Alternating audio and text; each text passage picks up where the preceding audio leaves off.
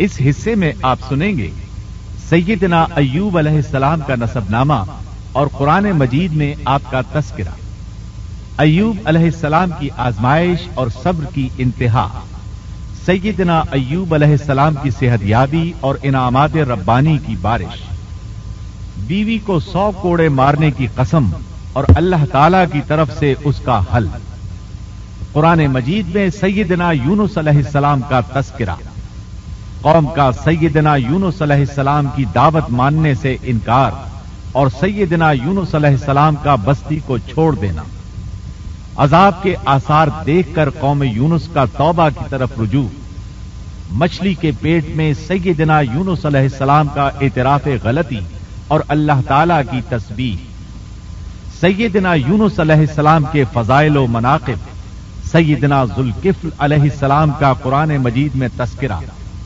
क्या जुल्किफ्ल गौतम बुद्ध का लक़ब था? जुल्किफ्ल अलैहिस्सलाम किस कौम की तरफ मबूस हुए? तारीख और कुरान की रोशनी में मुफस्सल व जामे तस्करा। तो आइए सुनते हैं दारुस्सलाम स्टूडियो लाहौर पाकिस्तान से क़िससुल अंबिया का 11वां हिस्सा, सब्र का बदला। पेशकश मोहम्मद तारिक शाहिद। अब हम आपको सुनाते हैं सैयदना अय्यूब अलैहिस्सलाम का किस्सा। अय्यूब अलैहिस्सलाम अंबिया की जमात में से एक हस्ती हैं। अल्लाह ताला ने सब्र के मामले में बतौर खास इनका तस्करा फरमाया है, लोगों के लिए एक मिसाल और नमूना ठहराया है। आपका नसबनामा यूं है: अय्यूब बिन मौस बिन राज़ेह बिन ईस बिन इसहाक बिन इब्राहिम अलैहिस्सलाम, ये सैयदना इसहाक अलैहिस्सलाम की नस्ल में से हैं।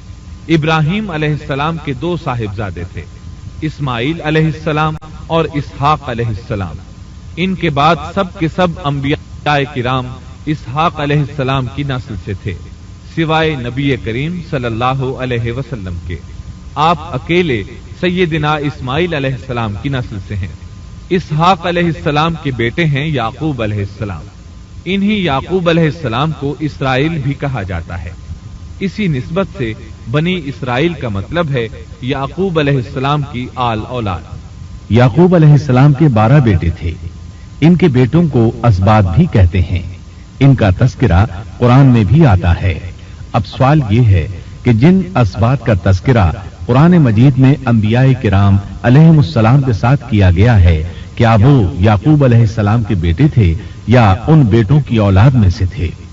अक्सर उलमाए किराम ने ये इशारा दिया है कि असबात लफ्ज से जिन अंबियाए किराम अलैहिमुस्सलाम की तरफ इशारा किया गया है वो याकूब अलैहिस्सलाम के बेटे नहीं हैं, इसलिए कि उन्होंने तो यूसुफ अलैहिस्सलाम के कत्ल की कोशिश की थी, अपने वालिद से झूठ बोला था, ऐसे और भी गलत काम किए थे, तो इन हरकत के करने वाले अंबिया नहीं हो सकते।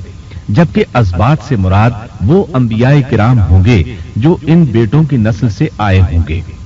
बनी इसराइल के 12 कबीले थे और कबीले को सिब्त भी कहते हैं, इसलिए इन्हें असबात भी कहा जाता है, यानी बनी इसराइल इन कबीलों में तकसीम हो गए।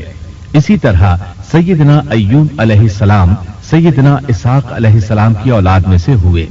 सूरह अनाम आयत 84 में अल्लाह फरमाते हैं, वमिन ज़ुर्रिय्यतिही दाऊद व सुलैमान व अय्यूब व यूसुफ व मूसा व हारून, और उसकी औलाद में से दाऊद और सुलेमान और अय्यूब और यूसुफ और मूसा और हारून।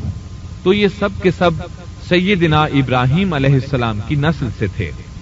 अय्यूब अलैहिस्सलाम भी अल्लाह ताला के नबी और रसूल थे। सूरत उन-निसा आयत 163 में अल्लाह ताला फरमाते हैं, इन्ना औहैना इलैका कमा औहैना इला इब्राहीम व इस्माईल व इसहाक व याकूब वल अस्बात व ईसा व अय्यूब व यूनुस व हारून व सुलैमान व आतैना दाऊद ज़बूरा। यकीनन हमने आपकी तरफ उसी तरह वही की है जैसा कि नूह और उनके बाद वाले नबियों की तरफ की, اور ہم نے وحی کی ابراہیم اور اسماعیل اور اسحاق اور یعقوب اور ان کی اولادوں پر اور عیسیٰ اور ایوب اور یونس اور ہارون اور سلیمان کی طرف، اور ہم نے داؤد کو زبور عطا فرمائی۔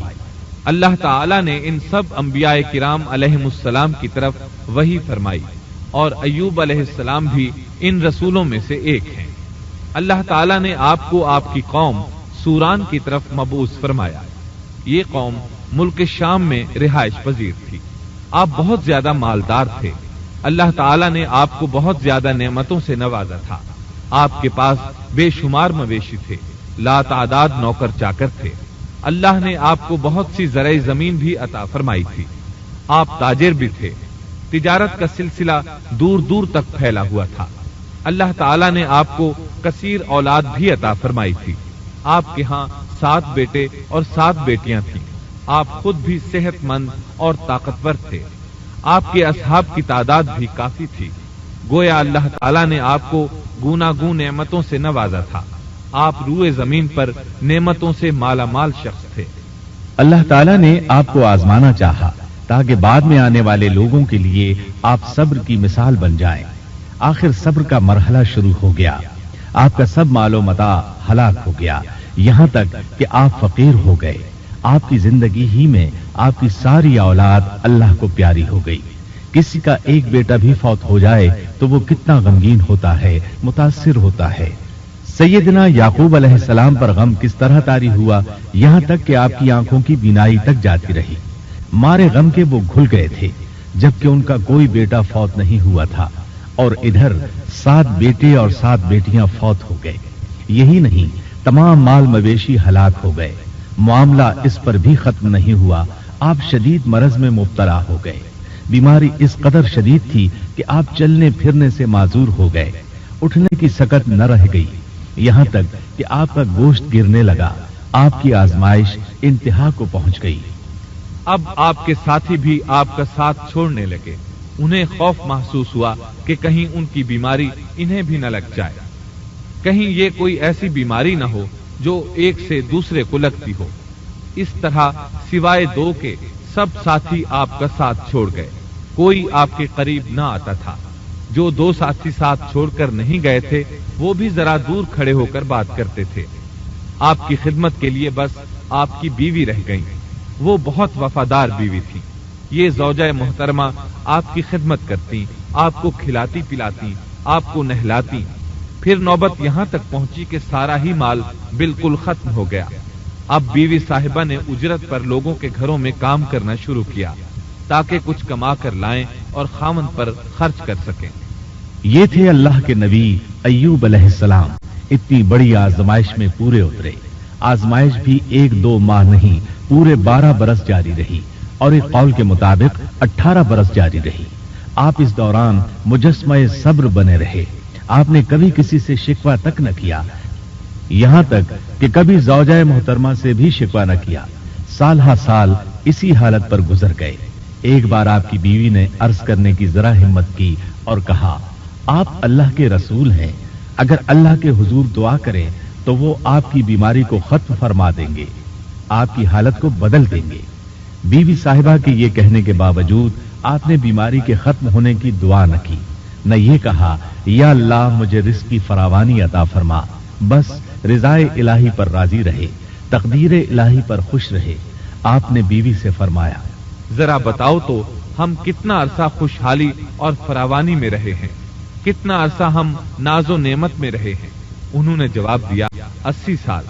یہ سن کر آپ نے فرمایا، مجھے اللہ تعالیٰ سے دعا کرتے حیا آتی ہے، جتنا عرصہ خوشحالی میں رہا اتنا عرصہ بیماری اور تنگ دستی میں نہیں گزرا، اس لیے میں ابھی یہ دعا نہیں کروں گا کہ وہ مجھے شفا عطا کر دے یا میری اس حالت کو بدل دے، وافر رزق عطا کرے، جب تک مجھ پر 80 سال نہ گزر جائیں۔ جس طرح میں 80 سال ناز و نعمت کی بہاریں دیکھتا رہا، اسی طرح 80 سال تک میں اسی حالت پر صبر کا دامن تھامے رہوں گا، تندرستی کا سوال نہیں کروں گا۔ آپ کے اس جواب پر بیوی صاحبہ مایوس ہو گئیں، اس لیے کہ انہیں تو بیماری کے ختم ہونے کی اور اچھے دنوں کے دوبارہ آنے کی امید تھی۔ آپ کی بات سن کر وہ بولیں، تب یہ آزمائش کی گھڑی کب ختم ہوگی؟ چونکہ اس بات سے اللہ تعالیٰ کی ناشکری ہوتی تھی اس لیے ایوب علیہ السلام ناراض ہو گئے. انہوں نے اللہ کے نام کی قسم کھائی کہ اگر اللہ تعالیٰ نے مجھے شفا عطا فرمائی تو میں انہیں 100 کوڑے ماروں گا. دوسری طرف نوبت یہاں تک پہنچی کہ لوگوں نے آپ کی بیوی صاحبہ کو کام دینے سے انکار کرنا شروع کر دیا. ان کا خیال تھا کہیں ان کے شوہر کی بیماری انہیں بھی نہ لگ جائے. وہ سمجھتے تھے کہ ایوب علیہ السلام کی بیماری چھوت کی ہے، لہذا یہ بیماری ان کی بیوی کے واسطے سے انہیں بھی لگ سکتی ہے. جب معاملہ یہاں تک پہنچ گیا تب آپ نے ایک چھوٹی سی بات کہی. اس میں بھی کوئی واضح دعا نہیں تھی، جبکہ اس وقت سے بڑھ کر دعا کے لیے کون سا وقت ہو سکتا تھا. آپ کی اس بات کو اللہ تعالیٰ نے قرآن مجید میں بیان فرمایا ہے. سورہ انبیاء آیت 83 میں ہے، وَأَيُّوبَ إِذْ نَادَى رَبَّهُ أَنِّي مَسَّنِيَ الضُّرُّ وَأَنْتَ أَرْحَمُ الرَّاحِمِينَ. اور ایوب کی اس حالت کو یاد کرو جبکہ اس نے اپنے پروردگار کو پکارا کہ مجھے یہ بیماری لگ گئی ہے اور تو رحم کرنے والوں سے زیادہ رحم کرنے والا ہے. مجھے آزمائش نے آ لیا ہے اور تو ارحم الراحمین ہے. مطلب یہ کہ آپ نے واضح الفاظ میں دعا نہیں فرمائی. یہ نہیں فرمایا الہی مجھے تندرستی عطا فرما، الہی مجھے رزق عطا فرما اور میری حالت ایسی ایسی ہو گئی ہے، تو رحیم و کریم ہے. بلکہ یوں کہا وَأَنْتَ أَرْحَمُ الرَّاحِمِينَ. عرض کیا میری نسبت میری حالت کو تو ہی بہتر جاننے والا ہے. اللہ تعالیٰ نے دوسری آیت میں آپ کی حالت کو اس طرح بیان کیا ہے. سورہ صاد آیت 41 میں اللہ تعالیٰ فرماتے ہیں، وَاذْكُرْ عَبْدَنَا أَيُّوبَ إِذْ نَادَى رَبَّهُ أَنِّي مَسَّنِيَ الشَّيْطَانُ بِنُصْبٍ وَعَذَابٍ. اور ہمارے بندے ایوب کا بھی ذکر کر جبکہ اس نے اپنے رب کو پکارا کہ مجھے شیطان نے رنج اور دکھ پہنچایا ہے. گویا آپ نے اس بیماری اور مصیبت کو اللہ تعالیٰ کی طرف منسوب نہیں فرمایا بلکہ اللہ تعالیٰ کو اس سے مبرہ و پاک ٹھہرایا اور اسے شیطان کی طرف منسوب کیا. یوں نہیں کہا اللہ تو نے مجھے مصیبت میں ڈال دیا، بلکہ اس کو غیر اللہ یعنی شیطان کی جانب منسوب کیا. حدیث میں بھی اسی طرح آتا ہے، وَالشَّرُّ لَيْسَ إِلَيْكَ. برائی تیری طرف سے نہیں ہے. آپ نے اپنی حالت کو بھی ایسے ہی پیش کیا اور یوں عرض کیا، أَنِّي مَسَّنِيَ الضُّرُّ وَأَنْتَ أَرْحَمُ الرَّاحِمِينَ. اللہ تعالیٰ نے آپ کی التجا کو اسی لمحے شرف قبولیت سے نوازا. کتنے ہی موقع ایسے آئے تھے کہ اس سے قبل بھی آپ دعا کر سکتے تھے اور وہ قبول ہو جاتی، لیکن آپ نے صبر کا دامن تھامے رکھا. اسی لیے مدتوں سے ضرب المثل چلی آ رہی ہے صبر ایوب. جب آپ نے اپنے پروردگار سے اس انداز میں دعا مانگی تو اللہ تعالیٰ نے ان سے آزمائش ختم کر دی. اللہ تعالیٰ سورہ صاد آیت 42 میں فرماتے ہیں، اركض برجلك هذا مغتسل بارد وشراب.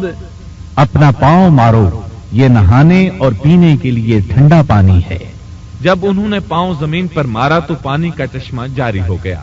علماء کرام کہتے ہیں جب انہوں نے اس پانی سے غسل کیا تو جسم کے بیرونی حصے سے بیماری ختم ہو گئی اور جو ہی پانی پیا جسم کے اندرونی حصے کی بیماری ختم ہو گئی.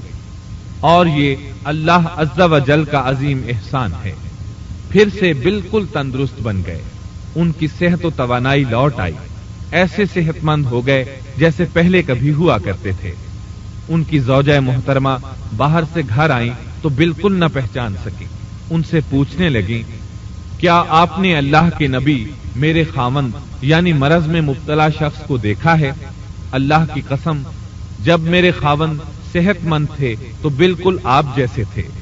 میں نے آپ سے بڑھ کر ان سے ملتا جلتا آدمی آج تک نہیں دیکھا.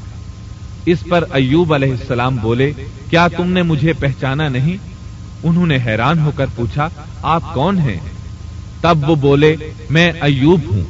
وہ بولی سبحان اللہ، اس کا مطلب ہے بیماری ختم ہو گئی، اللہ تعالیٰ کا احسان ہو گیا۔ اس کے بعد اللہ تعالیٰ نے انہیں اہل و عیال کی نعمتیں بھی لوٹا دی، ان کے مویشی بھی انہیں واپس مل گئے۔ سیدنا ابن عباس رضی اللہ عنہما فرماتے ہیں اللہ تعالیٰ نے صرف انہیں ہی اپنے فضل و کرم سے نہیں نوازا بلکہ ان کے ساتھ ان کی اہلیہ کو بھی اپنے خاص فضل و کرم سے نوازا، اس لیے کہ انہوں نے بھی اس عظیم آزمائش میں صبر کیا تھا، عظیم صبر کا مظاہرہ کیا تھا۔ اللہ تعالیٰ نے ان کی جوانی کو بھی لوٹا دیا۔ ان سے سیدنا ایوب علیہ السلام کے ہاں 26 بیٹے بیٹیاں پیدا ہوئے۔ یہ روایت بھی ملتی ہے کہ 26 بیٹے ہی بیٹے تھے، بیٹیاں اس کے علاوہ تھیں۔ اللہ تعالیٰ سورہ انبیاء آیت 84 میں فرماتے ہیں وَآتَيْنَاهُ أَهْلَهُ وَمِثْلَهُمْ مَعَهُمْ رَحْمَةً مِّنْ عِندِنَا وَذِكْرَى لِلْعَابِدِينَ۔ ہم نے اس کو اہل و عیال عطا فرمائے بلکہ ان کے ساتھ ویسے ہی اور اپنی خاص مہربانی سے تاکہ سچے بندوں کے لیے سبب نصیحت ہو۔ مطلب یہ کہ ان کی جوانی واپس کر دی، مال و دولت لوٹا دیا اور یہ چیزیں انہیں فوراً واپس کر دی تھی، جسمانی صحت بھی واپس فرمائی اور دنیاوی دولت بھی واپس کر دی۔ امام بخاری، امام احمد اور دیگر محدثین نبی کریم صلی اللہ علیہ وسلم سے روایت بیان کرتے ہیں کہ نبی کریم صلی اللہ علیہ وسلم نے فرمایا جب سیدنا ایوب علیہ السلام غسل فرما رہے تھے تو ان پر ٹڈیوں کی موسلا دھار بارش ہونے لگی۔ یہ ٹڈیاں کیا تھیں؟ وہ سونے کی ٹڈیاں تھیں۔ اللہ تعالیٰ ان کو غسل کے دوران ہی اتارنے لگے۔ ایوب علیہ السلام نے ان کو کپڑے میں جمع کرنا شروع کیا۔ اس پر اللہ تعالیٰ نے فرمایا اے ایوب، کیا میں نے تجھے مالدار نہیں بنا دیا؟ اس نئے نازل ہونے والے مال سے بے پرواہ نہیں بنا دیا؟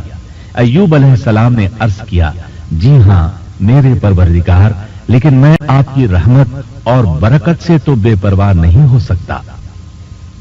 بلا یا رب ولكن لا غنى لي عن برکتک۔ ہاں اے رب، لیکن میں تیری برکت سے دور کیسے رہ سکتا ہوں؟ ان کا مال و دولت سب واپس مل گیا، اہل و عیال بھی مل گئے، صحت بھی پلٹ آئی۔ یہ سب اللہ کے خاص فضل و کرم سے تھا اور اس عظیم صبر کے صلے میں تھا جو انہوں نے کیا تھا۔ اللہ تعالیٰ نے ان کی اہلیہ محترمہ پر بھی نرمی فرمائی، جیسا کہ سورہ صاد آیت 44 میں فرماتے ہیں وَخُذْ بِيَدِكَ ضِغْثًا۔ اور اپنے ہاتھ میں تنکوں کی ایک جھاڑو پکڑو، بالکل باریک تنکوں کی ایک جھاڑو لو، اس میں 100 تنکے ہوں، ان کو اکٹھا کر لو۔ اس کے بعد فرمایا فَاضْرِبْ بِهِ وَلَا تَحْنَثْ۔ جھاڑو سے اسے مار اور قسم کے خلاف نہ کر۔ مطلب یہ کہ ایوب علیہ السلام نے اپنی بیوی کو 100 کوڑے مارنے کی قسم کھائی تھی۔ اللہ نے یہ تدبیر سمجھائی کہ 100 تنکوں کا جھاڑو لے کر ایک بار انہیں مارو اور قسم پوری کرو، قسم کی خلاف ورزی نہ کرو۔ اس طرح آپ کی قسم بھی پوری ہو جائے گی اور بیوی کو بھی تکلیف نہیں پہنچے گی۔ تو اس طرح اللہ تعالیٰ نے ان کی زوجہ محترمہ پر خاص مہربانی فرمائی۔ اللہ سورہ انبیاء آیت 83 اور 84 میں فرماتے ہیں وَأَيُّوبَ إِذْ نَادَى رَبَّهُ أَنِّي مَسَّنِيَ الضُّرُّ وَأَنْتَ أَرْحَمُ الرَّاحِمِينَ فَاسْتَجَبْنَا لَهُ فَكَشَفْنَا مَا بِهِ مِنْ ضُرٍّ وَآتَيْنَاهُ أَهْلَهُ وَمِثْلَهُمْ مَعَهُمْ رَحْمَةً مِّنْ عِنْدِنَا وَذِكْرَى لِلْعَابِدِينَ۔ ایوب کی اس حالت کو یاد کرو جبکہ اس نے اپنے پروردگار کو پکارا کہ مجھے یہ بیماری لگ گئی ہے اور تو رحم کرنے والوں سے زیادہ رحم کرنے والا ہے۔ تو ہم نے ان کی سن لی اور جو دکھ انہیں تھا اسے دور کر دیا اور انہیں اہل و عیال عطا کر دیے، بلکہ ان کے ساتھ اپنی مہربانی سے ویسے ہی اور عطا کر دیے تاکہ سچے بندوں کے لیے نصیحت کا سبب ہو۔ اسی طرح اللہ تعالی سورہ صاد آیت 41 تا 44 میں فرماتے ہیں، واذكر عبدنا أيوب إذ نادى ربه أني مسني الشيطان بنصب وعذاب اركض برجلك هذا مغتسل بارد وشراب ووهبنا له أهله ومثلهم معهم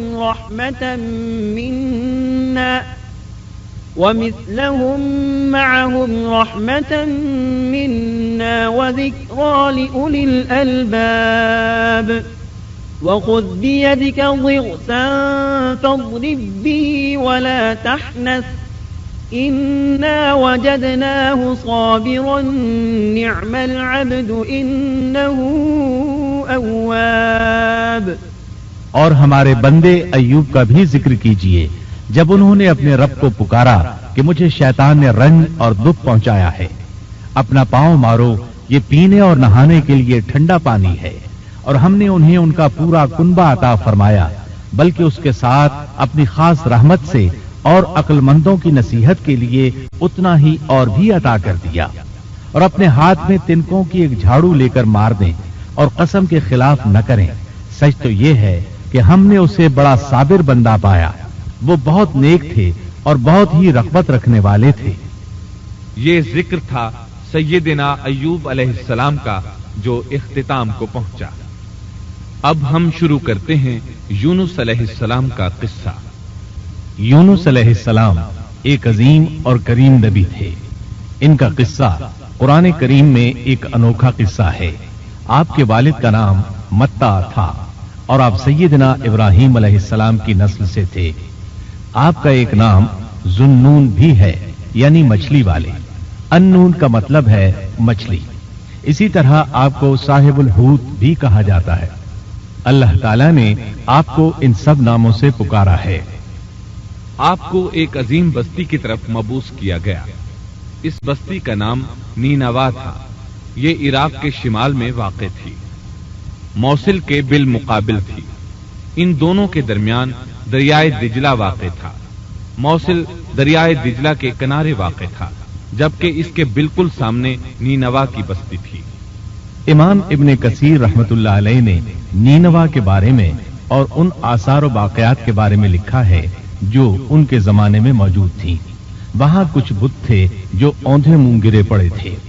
اللہ تبارک و تعالی نے یونس علیہ السلام کو نینوا کی طرف رسول بنا کر بھیجا۔ سورۃ الصافات آیت 139 میں ہے، وَإِنَّ يُونُسَ لَمِنَ الْمُرْسَلِينَ، اور بے شک یونس رسولوں میں سے تھے۔ آگے اللہ آیت 147 میں فرماتے ہیں، وَأَرْسَلْنَاهُ إِلَى 100,000 أَوْ يَزِيدُونَ، اور ہم نے اسے 1,00,000 بلکہ اور زیادہ آدمیوں کی طرف بھیجا۔ یعنی ان کی تعداد 1,00,000 سے زیادہ تھی۔ رہا یہ سوال کہ لاکھ سے کتنے زیادہ تھے، اکثر علماء کرام نے وضاحت کی ہے کہ وہ 1,00,000 سے قریباً 20,000 زیادہ تھے۔ اس طرح بستی والوں کی تعداد 1,20,000 تھی، اور یہ سب کے سب کفر پر تھے۔ یونس علیہ السلام انہیں سال ہر سال دعوت دیتے رہے، لیکن وہ اپنے کفر ہی پر ڈٹے رہے۔ پھر انہوں نے سیدنا یونس علیہ السلام پر ظلم و جبر شروع کر دیا، انہیں دھمکیاں دی، مصائب و آلام سے دوچار کیا۔ مطلب یہ کہ جس طرح دوسرے انبیاء کرام کے ساتھ کیا گیا، ان کے ساتھ بھی وہی سلوک ہوا۔ آخر آپ نے اپنی قوم کو اللہ کے عذاب سے آگاہ کرتے ہوئے اعلان فرما دیا کہ فلاں دن تم پر عذاب آ جائے گا۔ پھر خود غصے کی حالت میں اس بستی سے نکل گئے، جبکہ اللہ تعالیٰ نے انہیں متعین دن کی مہلت دینے کی اجازت تو دی تھی، لیکن اس بستی سے نکل جانے کا حکم نہیں دیا تھا۔ جب آپ نے انہیں یہ مہلت سنائی تو خود غصے کی حالت میں بستی سے نکل گئے۔ سورہ انبیاء آیت 87 میں اللہ تعالیٰ فرماتے ہیں، وَذَنُّونِ النون إذ ذهب مغاضبا فظن أن لن نقدر عليه مچھلی والے کو یاد کرو جبکہ وہ غصے سے چل دیا اور خیال کیا کہ ہم اسے نہ پکڑ سکیں گے۔ اس آیت کی تفسیر میں امام رازی رحمہ اللہ لکھتے ہیں جس نے یہ گمان کیا کہ اللہ تعالیٰ اسے پکڑنے کی قدرت نہیں رکھتا وہ آدمی کافر ہے۔ سیدنا امیر معاویہ رضی اللہ عنہ سے روایت ہے، انہوں نے سیدنا ابن عباس رضی اللہ عنہما سے کہا، آج رات قرآن کریم کی چند آیات کے معانی میں میں الجھ کر رہ گیا ہوں، مجھے کوئی راستہ سجھائی نہیں دے رہا کہ اس الجھن سے کس طرح نکلوں، مجھے بس آپ ایسے نظر آتے ہیں جو ان آیات کا مطلب بتا سکتے ہیں، کم از کم میں ان آیات کی تفسیر اور تعبیر نہیں سمجھ سکا۔ ابن عباس رضی اللہ عنہما نے پوچھا وہ کون سی آیات ہیں؟ سیدنا امیر معاویہ رضی اللہ عنہ کہنے لگے، یونس علیہ السلام کا یہ خیال کرنا کہ اللہ تعالیٰ ان پر قدرت نہیں رکھتے، یہ سن کر سیدنا ابن عباس رضی اللہ عنہما نے فرمایا اس سے مراد یہ نہیں، یہ لفظ قدر یہاں تنگی کے معنی میں آیا ہے، قدرت اور طاقت رکھنے کے معنی میں نہیں۔ اللہ تعالیٰ نے قدر بمعنی تنگی اور قدر بمعنی قدرت دونوں کا استعمال کیا ہے۔ تنگی کے معنی کی مثال سورۃ الطلاق آیت نمبر 7 میں ہے، وَمَن قُدِرَ عَلَيْهِ رِزْقُهُ فَلْيُنفِقْ مِمَّا آتَاهُ اللَّهُ، اور جس پر اس کے رزق کی تنگی کی گئی ہو اسے چاہیے کہ جو کچھ اللہ تعالیٰ نے اسے دے رکھا ہے اسی میں سے اپنی حیثیت کے مطابق دے۔ تو اس آیت میں بھی یہی معنی مراد ہے کہ انہوں نے گمان کر لیا ہم ان پر تنگی نہیں کریں گے، یعنی ان کا خیال یہ تھا کہ اگرچہ وہ اللہ تعالیٰ کی اجازت کے بغیر نکل کھڑے ہوئے ہیں پھر بھی اللہ ان پر تنگی نہیں کریں گے، کیونکہ وہ اللہ کے ایک معزز نبی اور رسول ہیں اور ان کی قوم کے لوگ اللہ کی گرفت اور اس کے عذاب کے مستحق ہیں، انہی پر اللہ کا عذاب نازل ہونے والا ہے۔ اس عذاب کی خبر انہیں پہلے ہی سنا دی گئی ہے اور مہلت دے دی گئی ہے، مگر وہ خود اگرچہ اللہ کی اجازت کے بغیر ہی چلے آئے ہیں پھر بھی انہیں سرزنش نہیں کی جائے گی اور وہ کسی گرفت میں نہیں آئیں گے، اللہ تعالیٰ ان کے لیے کوئی تنگی نہیں فرمائیں گے۔ اللہ تعالیٰ سورۃ الانبیاء آیت 87 میں فرماتے ہیں، فَظَنَّ أَن لَّن نَّقْدِرَ عَلَيْهِ، اس نے خیال کیا کہ ہم اسے پکڑ نہیں سکیں گے، مطلب یہ کہ ہم انہیں کوئی سزا نہیں کریں گے اور ان پر کسی طرح کی تنگی نہیں کریں گے، اور وہ سمندر کی طرف چل دیے۔ انہی دنوں میں عذاب الہی کی کچھ علامات نینوا بستی پر ظاہر ہونا شروع ہو گئی۔ ایک بہت بڑا سیاہ بادل ان کی طرف بڑھنے لگا، اس بادل میں آگ کے شعلے دکھائی دینے لگے۔ ان لوگوں نے یہ بادل ان متعین دنوں میں سے پہلے ہی دن دیکھ لیا۔ اس کو دیکھتے ہی وہ سمجھ گئے کہ جس طرح سیدنا یونس علیہ السلام نے انہیں آگاہ کیا تھا یہ عذاب ان پر نازل ہو کر رہے گا، اور جو عذاب سیدنا لوط علیہ السلام کی قوم پر آیا تھا وہ اس کے بارے میں بھی اچھی طرح جانتے تھے۔ وہ بستی ان کی بستی کے قریب ہی تھی، اس لیے وہ ڈر گئے۔ ان کے سردار جمع ہوئے اور کہنے لگے، جیسے تم سے پہلے لوگوں پر عذاب اترا کرتے تھے تم پر بھی یہ نازل ہو کر رہے گا، جلدی کرو، سب جمع ہو جاؤ۔ چنانچہ انہوں نے اس بات پر اتفاق کر لیا کہ سیدنا یونس علیہ السلام نے بالکل سچ فرمایا تھا۔ اللہ کی قسم یہ بالکل وہی عذاب ہے، تم اللہ کے عذاب سے نجات نہیں پا سکو گے۔ اس سے بچنے کی ایک ہی صورت ہے کہ تم ایمان لے آؤ اور توبہ کر لو۔ اس طرح وہ سب کے سب ایمان لے آئے، لیکن سیدنا یونس علیہ السلام وہاں موجود نہیں تھے۔ ان کی عدم موجودگی میں یہ سب کے سب یعنی 1,20,000 افراد ایمان لے آئے۔ انہوں نے پیوند لگے کپڑے پہنے اور اللہ کے حضور عاجزی، انکساری اور آہوزاری شروع کر دی، رونے لگے، اللہ سے بخشش مانگنے لگے، پھر اسی حالت زار میں باہر کھلے میدان کی طرف نکل آئے۔ ان کے سرداروں نے سب کو الگ الگ کر دیا، یہاں تک کہ ماں اور بیٹے کو بھی جدا کر دیا۔ سب اپنی اپنی جگہ پر یعنی ماں اپنی جگہ پر اور بیٹا اپنی جگہ پر آہوزاری کرنے لگے تاکہ ان پر اللہ تعالیٰ کی رحمت نازل ہو جائے۔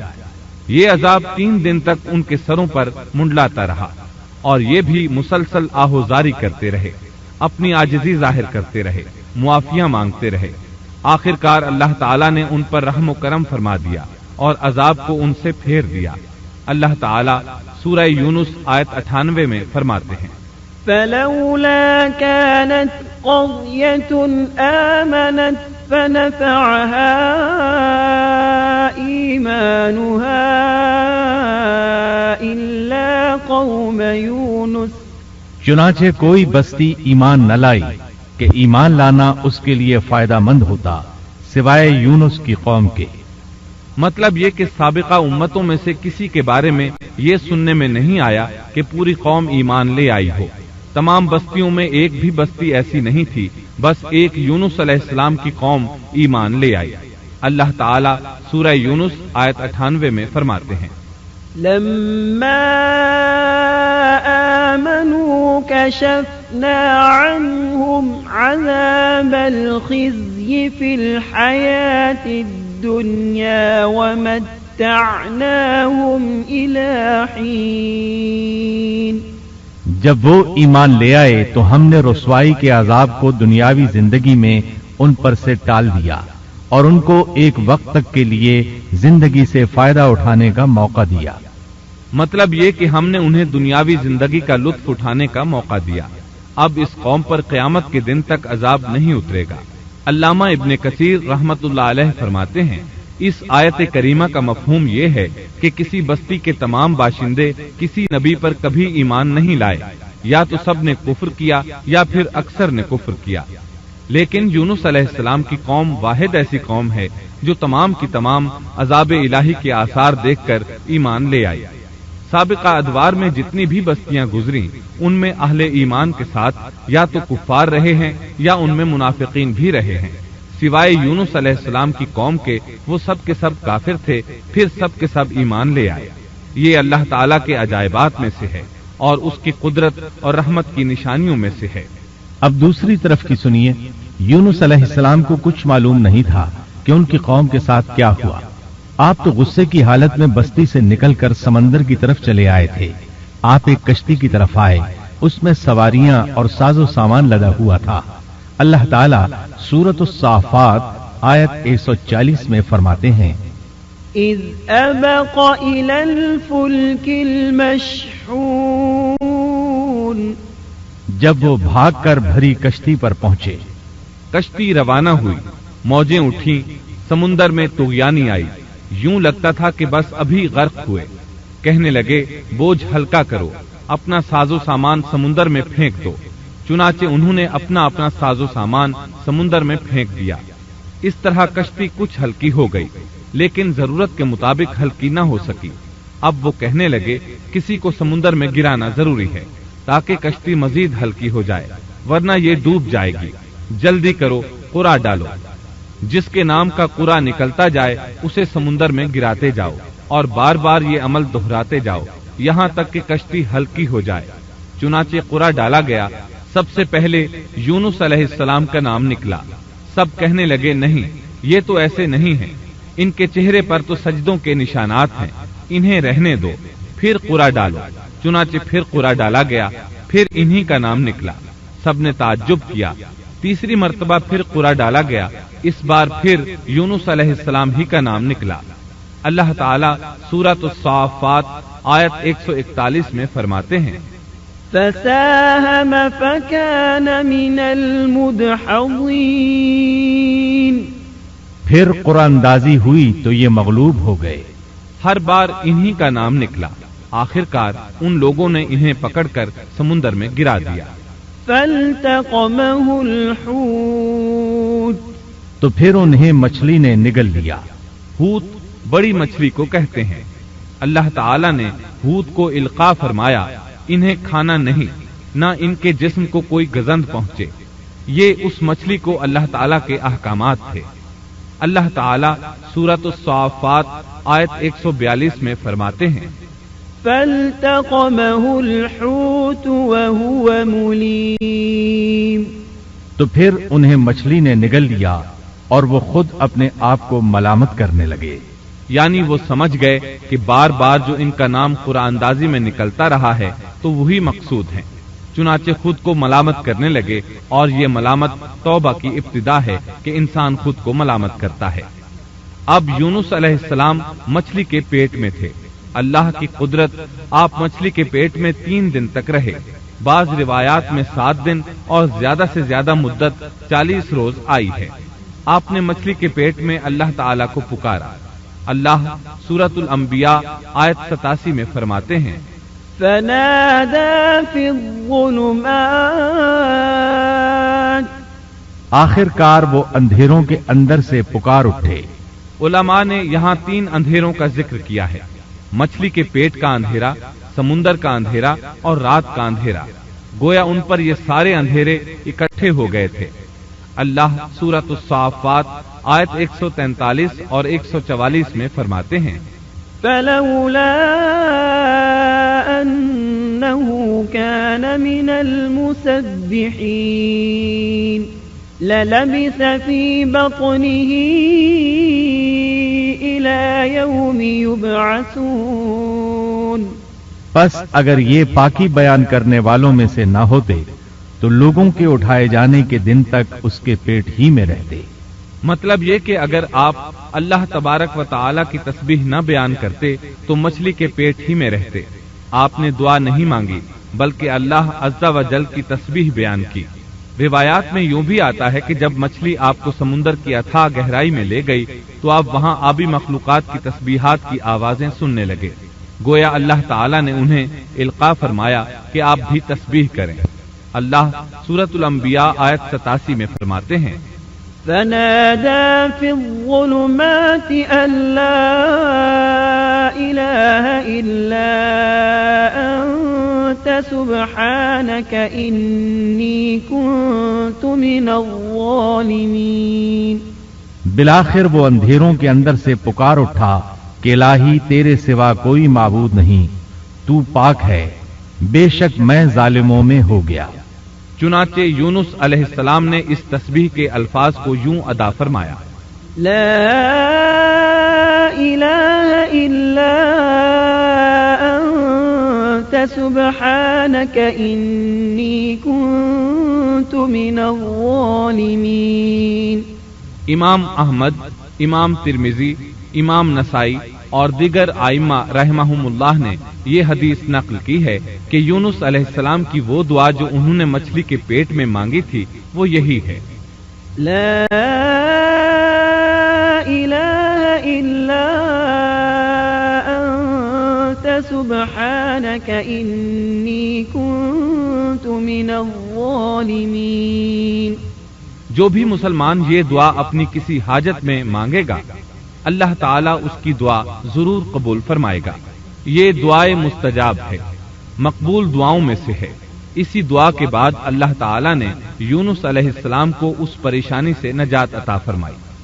اللہ سورۃ الانبیاء آیت 88 میں فرماتے ہیں، فاستجبنا له ونجيناه من الغم وكذلك ننجي المؤمنين۔ تو ہم نے اس کی پکار سن لی اور اسے غم سے نجات دے دی، اور ہم ایمان والوں کو اسی طرح بچا لیا کرتے ہیں۔ ایک صحابی نے نبی کریم صلی اللہ علیہ وسلم سے پوچھا، اے اللہ کے رسول صلی اللہ علیہ وسلم، یونس علیہ السلام نے جو دعا مچھلی کے پیٹ میں مانگی کیا وہ صرف انہی کے لیے تھی یا ان کے بعد اہل ایمان کے لیے بھی ہے؟ تو آپ نے فرمایا، یہ دعا یونس علیہ السلام کے لیے خاص تھی اور سب اہل ایمان کے لیے عام ہے۔ کیا تم نے اللہ تعالیٰ کا یہ فرمان نہیں سنا؟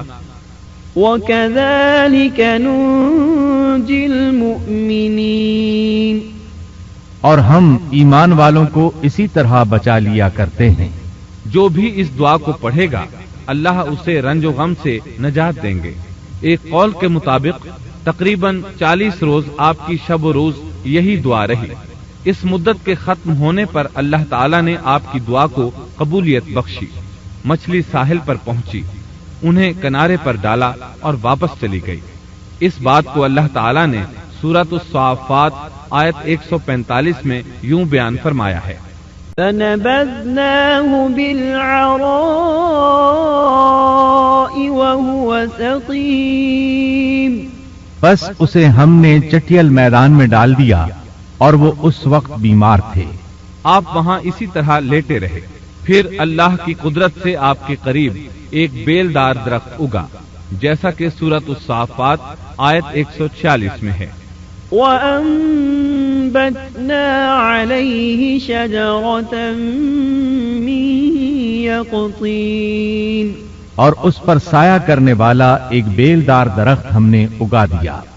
اس کدو کے درخت کے متعلق مورخین کا کہنا ہے کہ اللہ تعالیٰ نے اس درخت کا انتخاب اس لیے فرمایا تھا کہ اس درخت کے پتے چوڑے ہوتے ہیں، ان کے سائے میں انہیں ڈھانپ دیا گیا تاکہ ہوا سے اذیت نہ پہنچے، اس لیے کہ ان کے جسم سے جلد اتر گئی تھی۔ پھر اس درخت سے خوشکن خوشبو بھی آتی تھی، اس خوشبو نے انہیں فرحت بخشی۔ پھر کدو کی خوشبو میں ایک خصوصیت یہ تھی کہ حشرات الارض کو دور رکھتی ہے۔ اللہ تعالیٰ نے انہی خصوصیات کی وجہ سے اس بیلدار درخت کا انتخاب فرمایا تھا تاکہ آپ ہر طرح کی تکلیف سے محفوظ رہیں۔ یہ ہے اللہ کی قدرت، سبحان اللہ۔ اسی طرح مفسرین یہ بھی کہتے ہیں کہ اللہ تعالیٰ نے ان کے پاس ایک پہاڑی بکری بھیج دی، وہ آپ کے قریب آتی اور آپ کے سر کے اوپر اپنی ٹانگیں پھیلائے کھڑی ہو جاتی، اس طرح اس کے تھن آپ کے منہ میں چلے آتے اور آپ ان سے خواہش کے مطابق دودھ پیتے۔ یہ تھا آپ کا کھانا اور پینا۔ رفتہ رفتہ آپ کی حالت بہتر ہو گئی، توانا اور تندرست ہو گئے، پھر آپ اٹھنے کے قابل ہو گئے، اور یہ سب اللہ تعالیٰ کی مہربانی سے ہوا۔ جب آپ کی صحت لوٹ آئی تو اللہ تعالیٰ نے آپ کو پھر آپ کی قوم کی طرف بھیجا، جیسا کہ سورۃ الصافات آیت 148 میں ہے۔ وَأَرْسَلْنَاهُ إِلَى 100,000 أَوْ يَزِيدُونَ فَآمَنُوا فَمَتَّعْنَاهُمْ إِلَى حِينٍ اور ہم نے اسے 1,00,000 بلکہ اور زیادہ آدمیوں کی طرف بھیجا، پس وہ ایمان لے آئے اور ہم نے انہیں ایک زمانے تک عیش و عشرت دی۔ وہ سب کے سب آپ پر ایمان لے آئے تھے۔ اللہ تعالیٰ نے اس قصے کے ذریعے نبی کریم صلی اللہ علیہ وسلم کو اشارہ فرمایا ہے کہ دعوت دیتے ہوئے اکتانا نہیں۔ اللہ سورۃ القلم آیت 48 میں فرماتے ہیں، وَلَا تَكُن كَصَاحِبِ الْحُوتِ اور مچھلی والے کی طرح نہ ہو جائیے۔ ان لوگوں کو دعوت حق دیتے رہیے۔ دیکھیے وہ سال ہر سال دعوت دیتے رہے لیکن اکتائے نہیں، ان سے مایوس نہیں ہوئے۔ ان کی پوری بستی میں سے ایک بھی ان پر ایمان نہیں لایا تھا، لیکن جب ان سے مایوس ہو گئے تو انہیں اللہ کے عذاب سے آگاہ کر دیا اور منہ پھیر کر چل دیے تو وہ سب کے سب ایمان لے آئے۔ اللہ تعالی سورۃ القصص آیت 56 میں فرماتے ہیں، إنك لا تهدي من أحببت ولكن الله يهدي من يشاء آپ جسے چاہیں ہدایت نہیں دے سکتے بلکہ اللہ تعالیٰ ہی جسے چاہتا ہے ہدایت دیتا ہے۔ اس قصے میں بہت بڑا سبق ہے کہ کسی بھی حالت میں اللہ کی رحمت سے مایوس نہیں ہونا چاہیے اور نہ ہدایت کے معاملے میں اپنی ذات پر بھروسہ کرنا چاہیے۔ ہدایت تو بس صرف اللہ تعالیٰ ہی کی طرف سے ہے، آپ کے ذمے تو پیغام حق پہنچا دینا ہے۔ اللہ سبحانہ و تعالیٰ کے ذمے ہدایت سے نوازنا ہے۔ اللہ تعالیٰ نے انہیں پاک صاف بنا دیا، انہیں چن لیا۔ اللہ خود ہی سورۃ القلم آیت 50 میں وضاحت فرماتے ہیں، فاجتباه ربه فجعله من الصالحين اسے اس کے رب نے پھر نوازا اور اسے نیک لوگوں میں کر دیا۔ امام مسلم نے ایک حدیث روایت کی ہے کہ نبی کریم صلی اللہ علیہ وسلم نے فرمایا، لا ينبغي لعبد ان يقول انا خير من يونس بن متى تم میں سے کوئی شخص ہرگز یہ نہ کہے کہ میں یعنی محمد یونس بن متا سے بہتر ہوں، یعنی یوں نہ کہے کہ میں سیدنا یونس علیہ السلام سے افضل ہوں، وہ اس طرح کہ وہ تو اپنی قوم کے ایمان لانے سے مایوس ہو گئے تھے اور میں مایوس نہیں ہوں۔ اس طرح بالکل نہ کہے، کیونکہ بالآخر اللہ تعالیٰ نے آپ کو چن لیا اور برگزیدہ بنا لیا، اور صالحین میں داخل کر لیا۔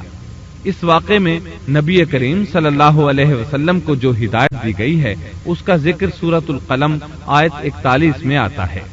فاصبر لحكم ربك ولا تكن كصاحب الحوت،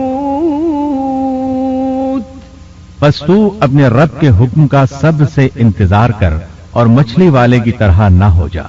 مطلب یہ کہ یونس علیہ السلام کی مانند نہ ہو جائیے جو اپنی قوم کے ایمان لانے سے مایوس ہو گئے تھے۔ یقیناً دین کی دعوت اور حق کے پرچار میں یہ بہت عظیم سبق ہے کہ داعی الی اللہ کو کبھی مایوس نہیں ہونا چاہیے۔ یونس علیہ السلام کا قصہ ختم ہوا اور اب ہم آپ کو سناتے ہیں ذوالکفل علیہ السلام کا قصہ۔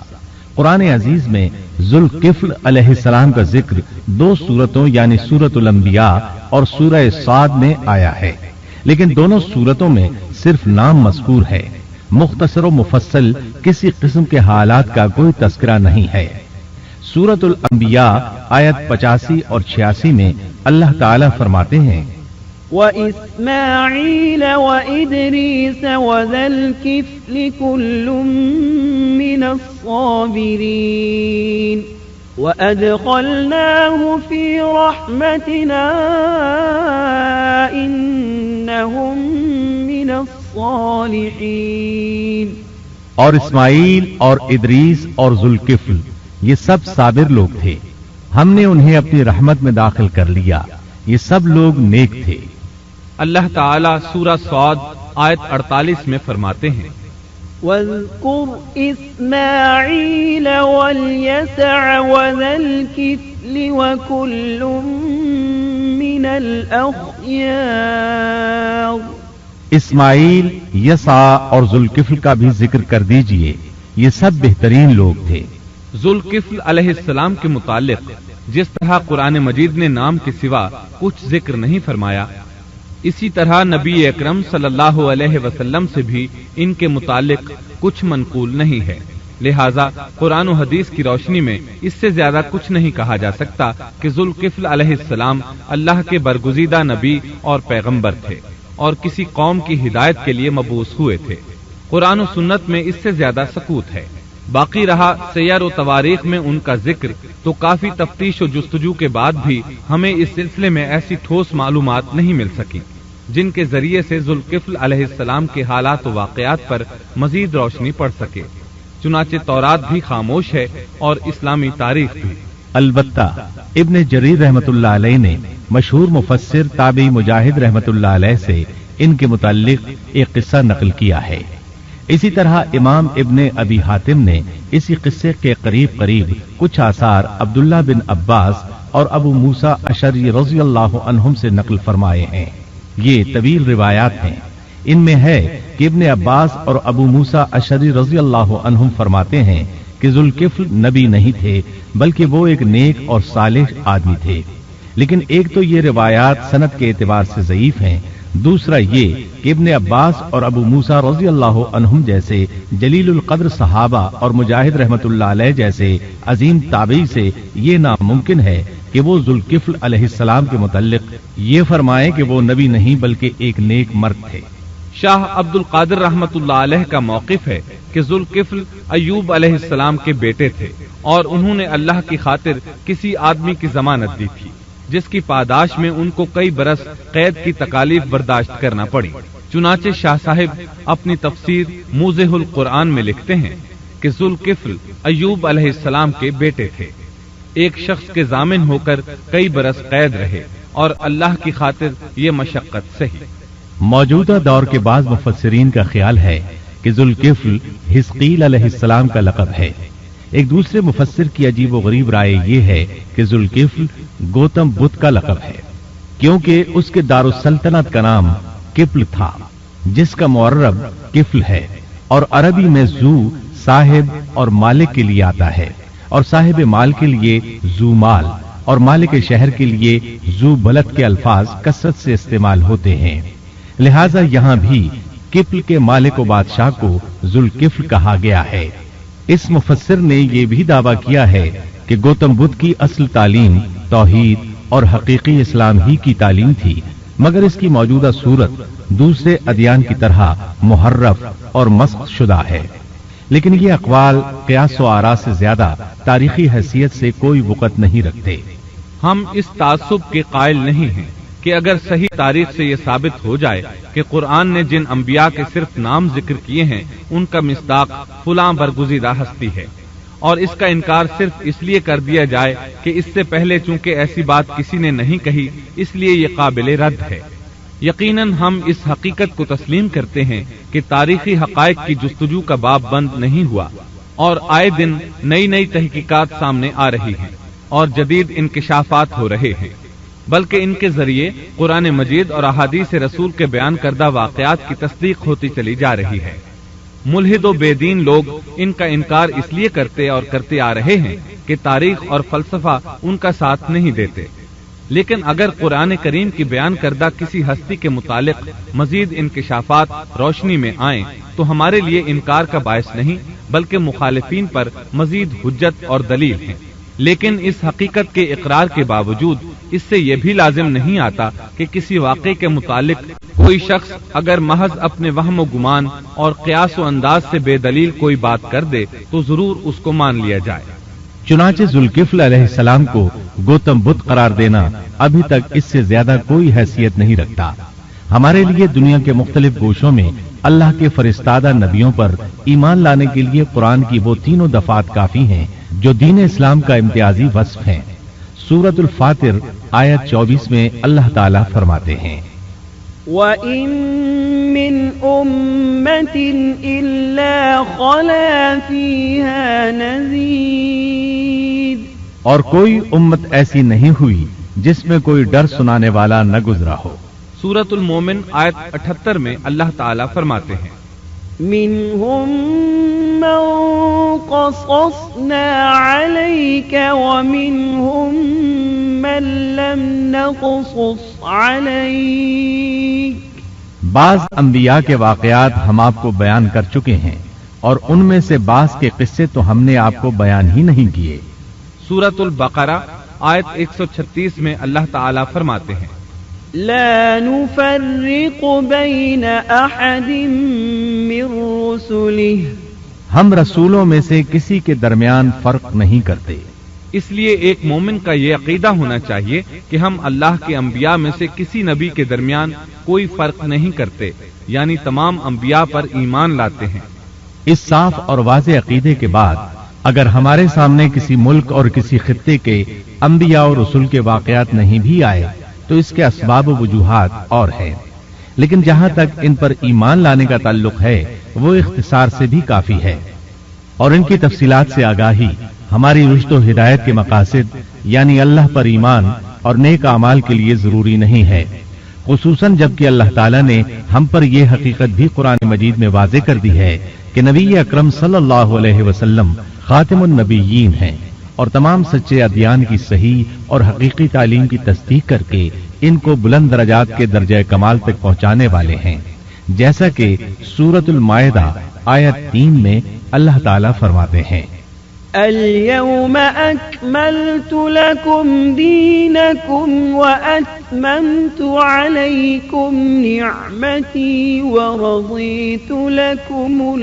इस्लाम दीना, आज मैंने तुम्हारे लिए दीन को कामिल कर दिया और तुम पर अपना इनाम भरपूर कर दिया और तुम्हारे लिए इस्लाम के दीन होने पर रजामंद हो गया। खुलासा कलाम ये कि हमें ये तस्लीम है कि हिंदुस्तान में भी अल्लाह के सच्चे नबी और पैगंबर मबूस हुए, बल्कि सीरत निगारों की रिवायात के मुताबिक अबुल बशर आदम अलैहिस्सलाम इसी हिंदुस्तान के किसी गोशे में उतारे गए। लेकिन जब तक कुरान और हदीस की सराहत या तारीख के सही दलाइल व बराहीन से ये साबित न हो जाए कि जुल्किफ्ल गौतम बुद्ध का लक़ब है, महज क़ियास व आरा की बिना पर हम इसको तस्लीम नहीं करते, क्योंकि जिस तरह किसी नबी को न मानना कुफ्र की राह है, इसी तरह किसी गैर नबी को नबी तस्लीम करना भी बातिल है। मोहतरम सामीईन, अभी आप दारुस्सलाम स्टूडियो लाहौर पाकिस्तान से क़िससुल अंबिया का 11वां हिस्सा सब्र का बदला सुन रहे थे।